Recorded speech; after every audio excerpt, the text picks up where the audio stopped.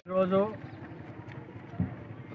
రాష్ట్రంలో ఒక చరిత్ర ఇన్న దేశంలో ముఖ్యంగా మన రాష్ట్రంలో స్వతంత్రం వచ్చినప్పటి నుంచి ఎన్నడూ ఒక రేషన్ షాప్లో సన్నబియ్యం ఇచ్చిన దాఖలాలు ఏ పార్టీ ఇవ్వలేదు.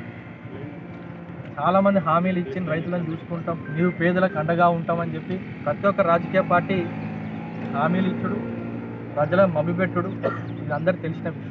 కానీ ఈరోజు మన ప్రజాప్రభుత్వం కాంగ్రెస్ పార్టీ వచ్చిన తర్వాత మన ముఖ్యమంత్రి దమ్మున్న నాయకుడు రేవంత్ రెడ్డి గారు ఇచ్చిన మాట ప్రకారం రాష్ట్రంలో ఉన్న 17,200 రేషన్ షాపులలో సన్నబియ్య కార్యక్రమం మొదలెట్టుకున్నాం.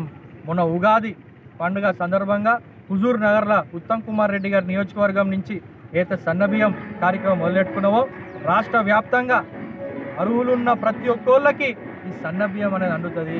ధనవంతులు ఏ అన్నం అయితే తింటున్నారో నిరుపేదల గుడిసెలో కూడా అదే అన్నం తినాలి అన్న ఒక మంచి ఆలోచనతో కడుపు నిండా అన్నం తినాలి అన్న ఒక ఉద్దేశంతో ఏదైతే కాంగ్రెస్ పార్టీ కార్యక్రమం చేపట్టిందో 2,300